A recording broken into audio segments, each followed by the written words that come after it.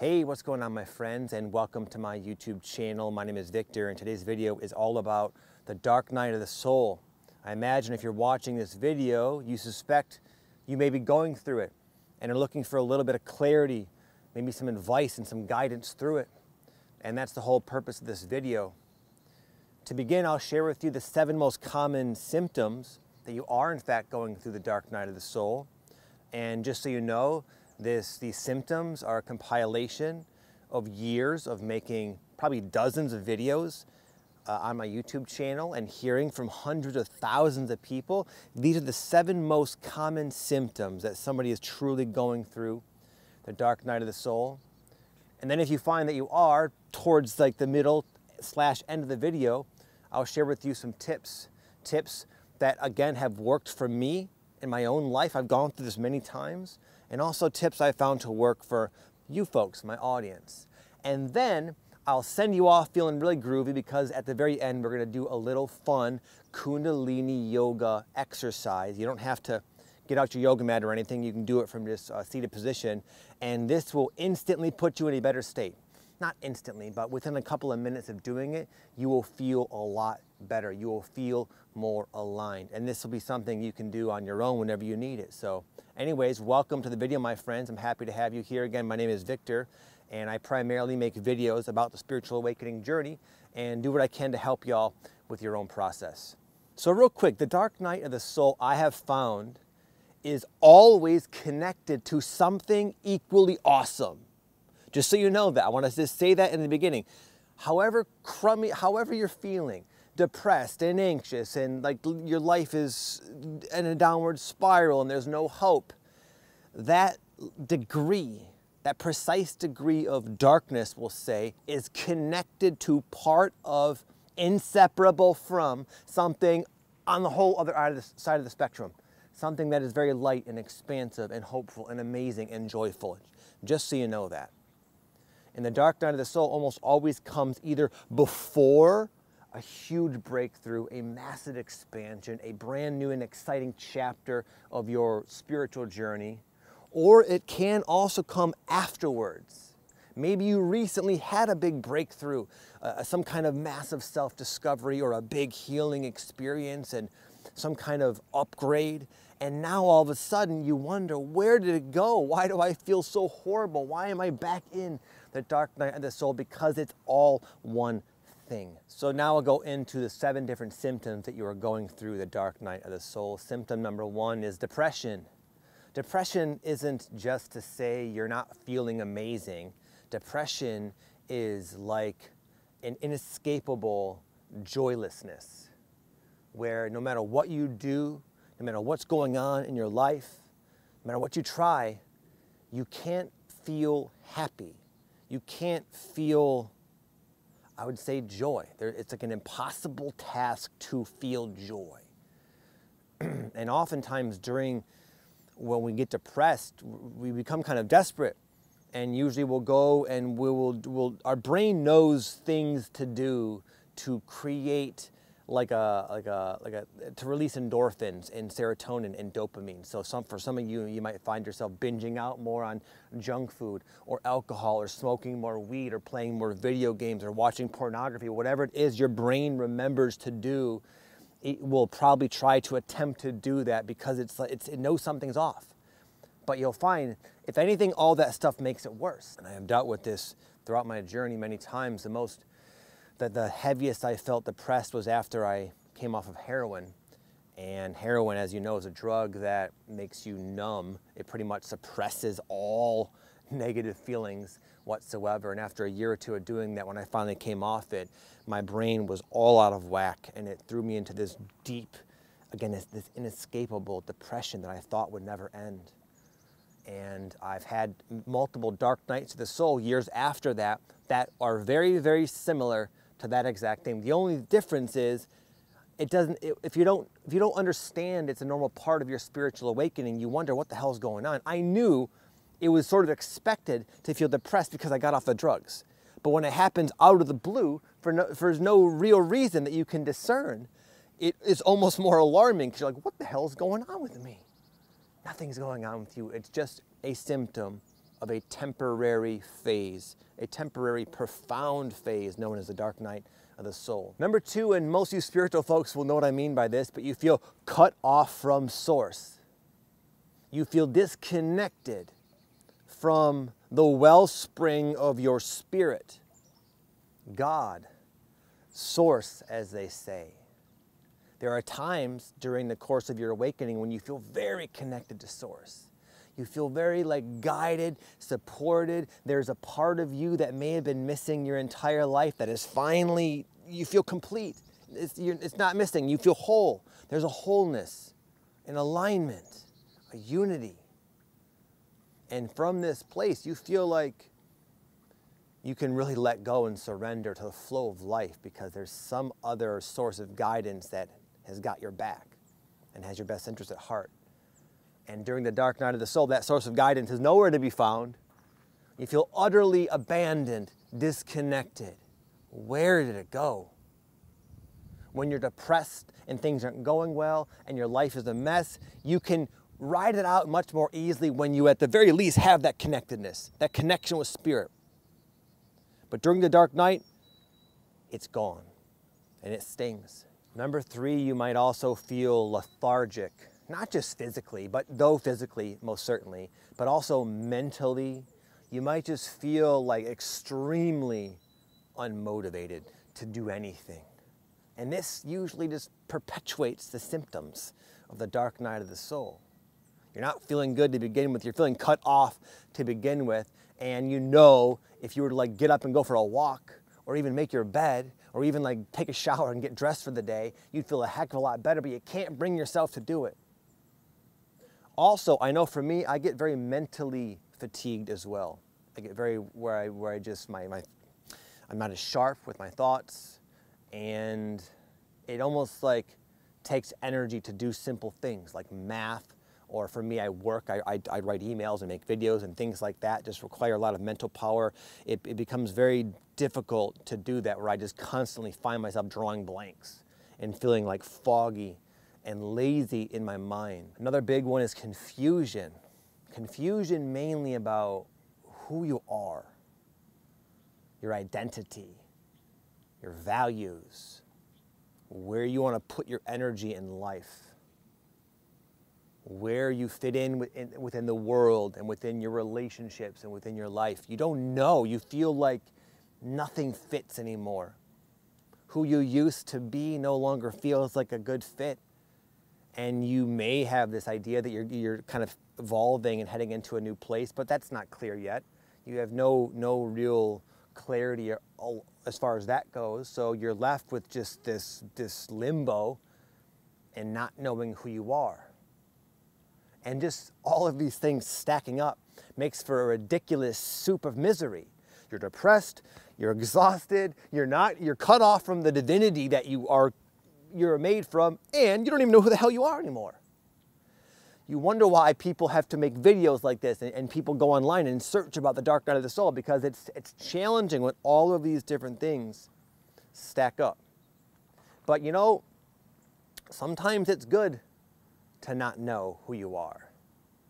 Because if we think we know who we are and we hold on sort of tightly, then who we could become or other aspects of ourselves we become blind to.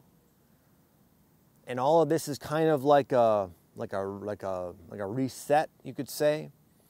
It's like a transitional period from one phase to another. And even though during this phase, it does come along with these unfortunate symptoms, depression and lethargy, etc. But it's almost necessary to be kind of shaken loose of who we thought we were so we can become the person we're meant to become. And number 5, your life might also feel like it's on hold. Like nothing's happening. Like maybe there are some things that are up in the air with your living situation or your job or your relationships or something like that, and you really want to kind of know how things are going to play out, but just nothing's happening. You're in limbo on all imaginable levels, internally with your identity and such, but also with your life situation. Or, and this is kind of what I'm going through now. By the way, I'm kind of going through this, which is why I'm making this video. Or there are awesome things happening, but it has zero effect on you. You realize just how unimportant your life circumstance really is. For example, I'm closing on a house tomorrow, actually. And it's like a huge deal for me sort of financially in my life. But because I'm going through this, it literally is offering me zero peace of mind, zero happiness, zero joy. It's as if nothing is happening. It's kind of a new one for me. But you can start to realize that for some of you, your dark night of the soul will kind of be mirrored out in your reality. But here's, I guess I'm going through it a little bit differently, where cool things are happening, but it doesn't matter anyway. It doesn't take anything away. So maybe that can kind of help you out, knowing that even if you were to be able to change your external circumstance, it's like your internal world is what really matters most. Number 6, and you can let me know if I'm wrong about this, but usually when people feel this way, when you feel this way, when I feel this way, we don't like it. And we try to do something about it. We try to fix it. We try to fix it with our spiritual tarot cards. We try to fix it by making changes in our life.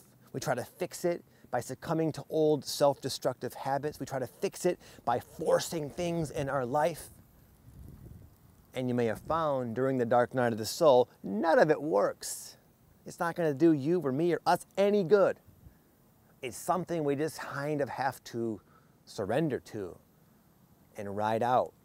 And unfortunately, a lot of the things we do in an attempt to fix it, to change it, to shift ourselves only makes matters worse. Finally, number 7, in spite of all of this, there is a part of you, albeit very deep down, that has a very strong sense that big, awesome things are on the horizon. Somehow, you haven't given up and have not just hope, but more like a knowing that, for one, this dark night of the soul experience is temporary. 2, it's connected with something very positive. And 3, that positive aspect is right around the corner. It's part of you that knows. That's one of the blessings about, it's one of the cool things about the spiritual awakening process, is that even though on many levels we're kind of like left to our own devices to do our best to see how we fare in this circumstance, the whole time, I know for me and I bet for you as well, there is some type, sometimes very faint sense of knowingness of like what to do, or a sense that it's going to be okay. I bet right now, even watching this video, there's a part of you that's probably been telling yourself, it's going to be fine. I know how it looks. I know how you feel. I know how it seems on all levels. And also, you're going to be just fine. And you know that. And this video might just be a confirmation or a reminder of what you've already been telling yourself. So that's also kind of a clue as to what I'm going to share about in a minute here with some tips. Is just, I want to highlight that just to really remember and not underemphasize or undervalue just how powerful and precious it is to have that innate sense of how things are. That knowingness that things are okay. You are okay. This too shall pass. You're heading in a very positive direction. Okay, my friends, if you related with that, well, good news. I'm going to share with you now a few tips that will help you navigate through this dark night of the soul.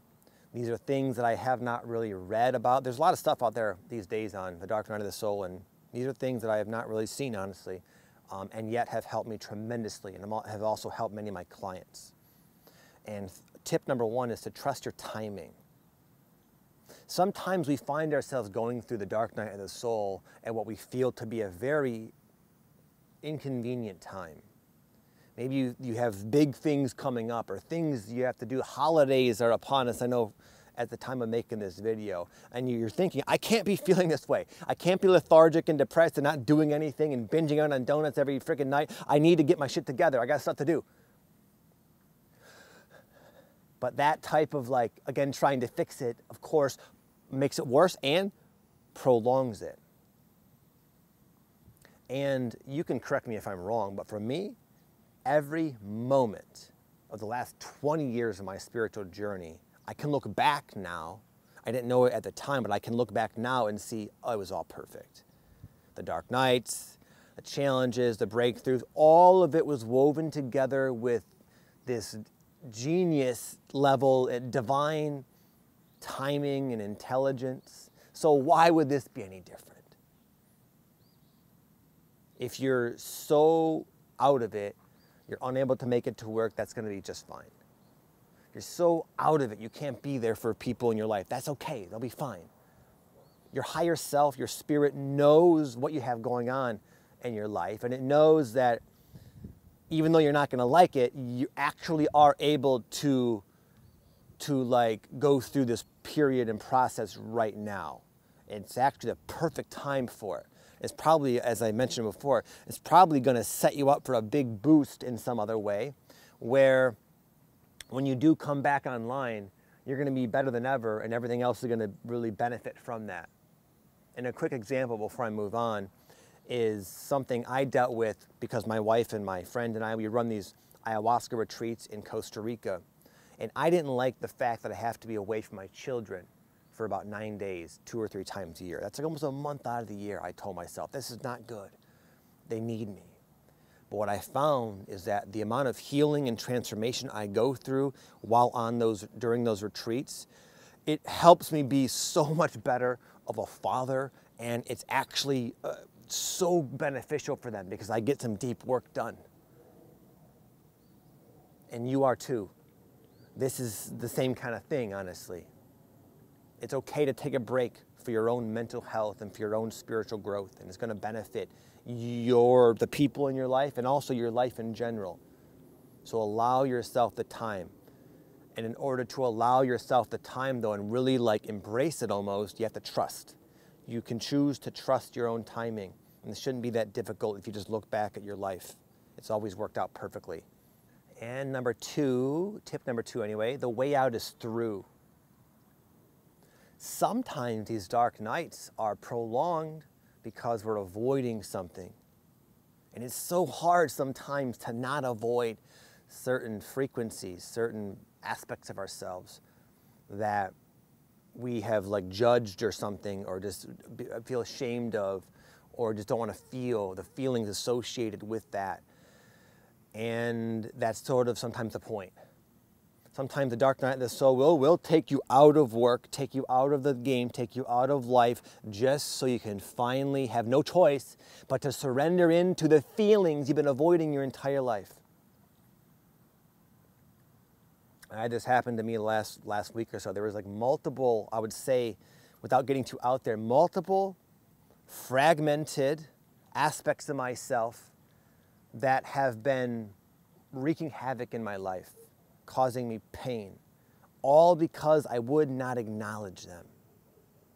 One that comes to mind is this dynamic I would play out with my wife many times of like insecurity. And it kind of came up recently in Costa Rica, where she was running. She did a lot of ran a lot of the retreat, honestly, and I found myself where normally we were together a lot, hanging out a lot, she was kind of off doing her thing, and it triggered this insecurity in me, and I got all upset about it, but I knew it was my own stuff. And anyway, that cycle has happened to me a million times over the past almost 18 years of being married, but just recently, I was able to understand that that feeling I had it's like the feelings I had one time in high school when I was cheated on. And there was this part of me that was cheated on that felt ashamed, and that felt almost like I didn't want anyone to see that part of myself. I was ashamed of it, but it was there. It was there saying, Victor, man, this situation is causing me to have like bad memories of the past, and I'm feeling anxious, and I'm feeling afraid and insecure. And what I would do is I'd try to control the situation. I would deny it and try to like fix the feelings in alternative ways. But there was just a part of me that needed to be seen, needed to be acknowledged, needed to no longer be resisted and suppressed and swept under the rug. And once a friend of mine, Matt, helped me kind of see that. Once that happened, I was able to, I had this like aha moment kind of, and re-embrace this aspect of myself. And sometimes the dark night to the soul happen for us to do that. Maybe there's a part of you that you don't want to look at, that you're ashamed of, that you wish wasn't there. And sometimes all it takes is just acknowledging that, going into that, feeling those feelings. And the faster you can surrender into them, the faster you have relief anyways. And it's not just relief, like an alleviation of the symptoms. It's more of like a homecoming. It's more like a reunion of all the different yous that get to like come back as one and go through life as a team, no longer scattered and fragmented, but supporting one another. And finally, my friend, I want to remind you of just how quickly things can turn around. And I know for a fact you've experienced this many times on your spiritual journey where things seem a certain way, things seem hopeless, impossible obstacles. And then one little thing happens, whether it's a phone call or a text or a page of a book you read or an insight or an idea, whatever it is, bam, everything just illuminates, everything changes.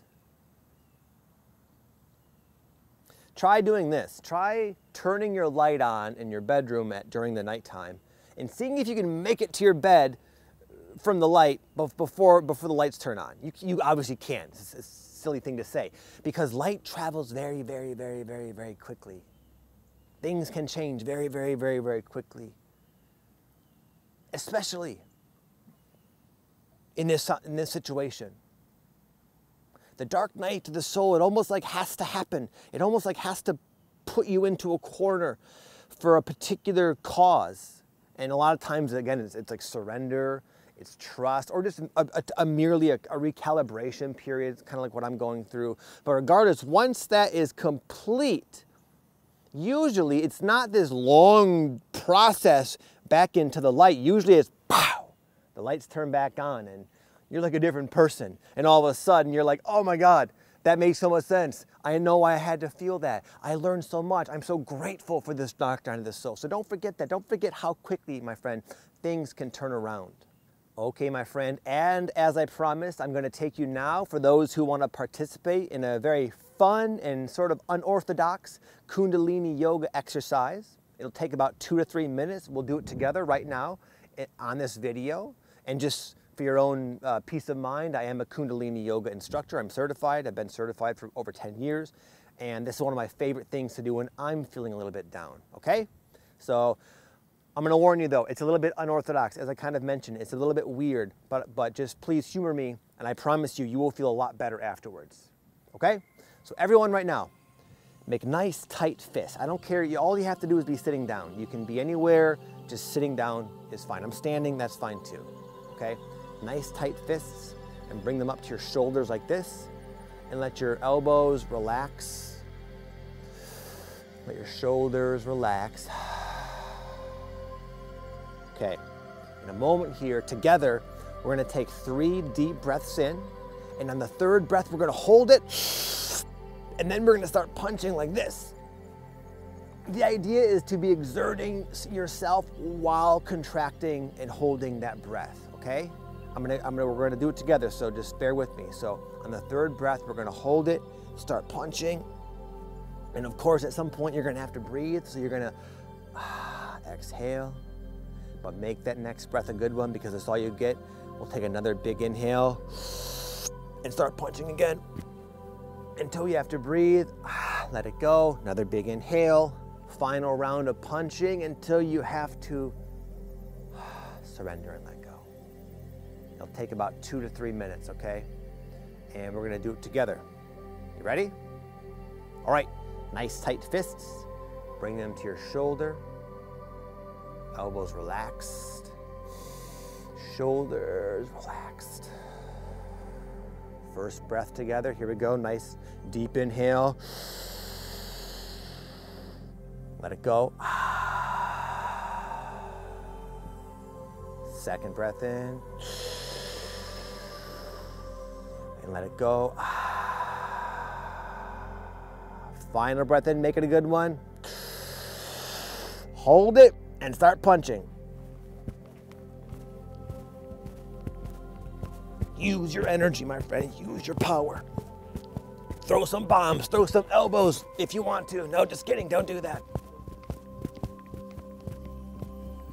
Really let yourself go. And when you have to breathe, it's okay. Exhale.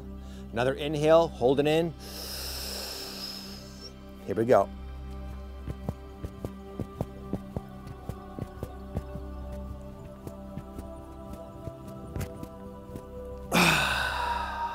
Final breath in, here we go.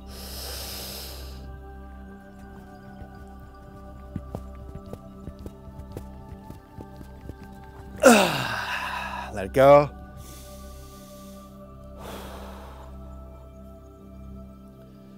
Just allow yourself to return to a normal breathing pattern on your own.